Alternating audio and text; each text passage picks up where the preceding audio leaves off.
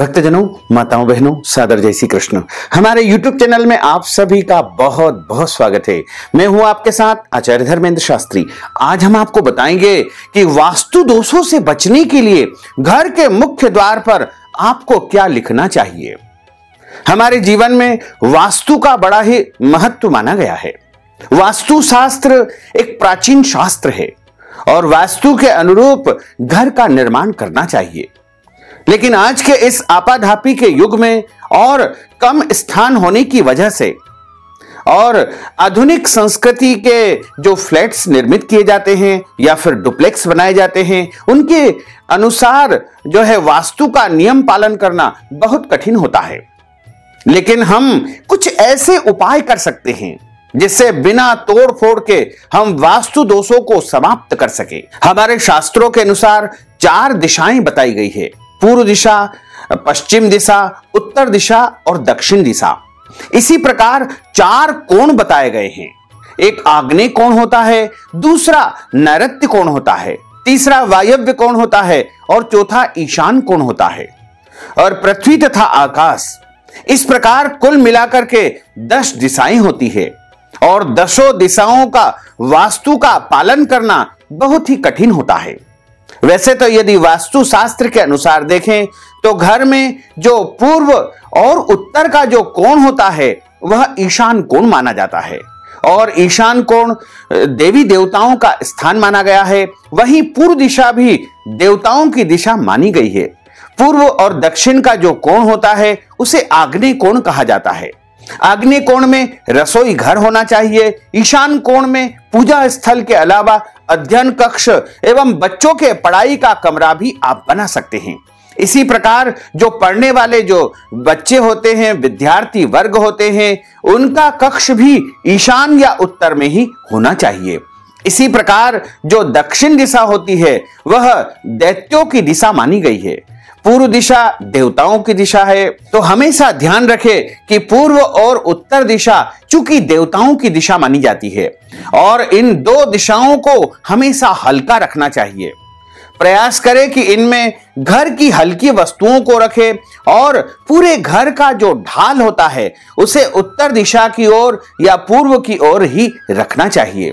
वहीं जो दैत्यों की दिशा है वो दक्षिण दिशा तथा पश्चिम दिशा मानी जाती है। दक्षिण और पश्चिम को भारी रखना चाहिए तथा पूर्व एवं उत्तर को हल्का रखना चाहिए। इस प्रकार यदि आप वास्तु के नियमों का पालन करते हैं तो निश्चित तौर से आपके घर में सुख, शांति, समृद्धि का वातावरण निर्मित हो सकेगा। और जो सीढ़ियां बनाते हैं, जो चढ़ाव या फिर जीना आप निर्मित करते हैं, उसे दक्षिण या पश्चिम की दीवार पर ही रखना चाहिए। वहीं जो लेड बाथ आप निर्मित करते हैं उनको भी दक्षिण और पश्चिम की तरफ ही आपको रखना चाहिए। वहीं जो भवन के स्वामी यानी घर के मुखिया का जो शयन कक्ष होता है उसे पश्चिम और दक्षिण के कोण यानी नैऋत्य कोण में ही रखना चाहिए।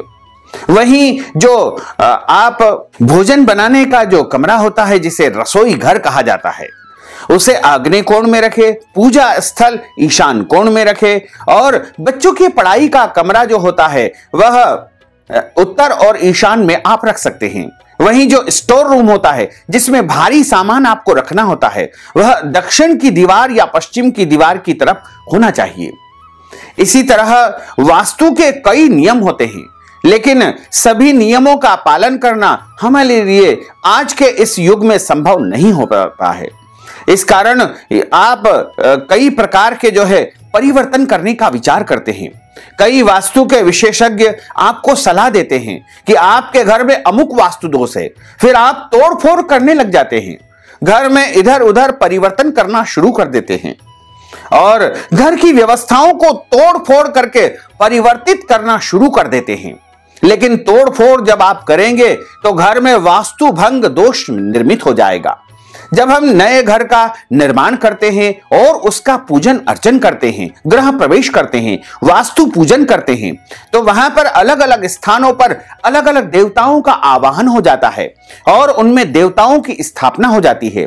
जब हम तोड़ फोड़ करते हैं या फिर किसी भी प्रकार का कोई परिवर्तन घर में बड़ा करते हैं तो वास्तु भंग दोष निर्मित हो जाता है। ऐसी स्थिति में आपको बिना तोड़ फोड़ के ही घर में वास्तु दोषों को समाप्त कर लेना चाहिए। तो बिना तोड़ फोड़ के यदि आप वास्तु दोषों को समाप्त करना चाहते हैं तो सबसे पहले आप ध्यान रखें कि घर का जो ईशान कोण होता है उसके ठीक ऊपर आपको पंचरंगी ध्वज स्थापित कर देना चाहिए। यानी 5 प्रकार के कपड़ों से जो निर्मित होता है उसे पंचरंगी ध्वज कहा जाता है। वहीं आप यदि घर के मुख्य द्वार पर सामने की तरफ और अंदर की तरफ दोनों भाग में यदि गणेश जी के चित्र या फिर गणेश जी की मूर्ति स्थापित कर देते हैं तो आपके घर के वास्तु दोष स्वतः समाप्त हो जाएंगे।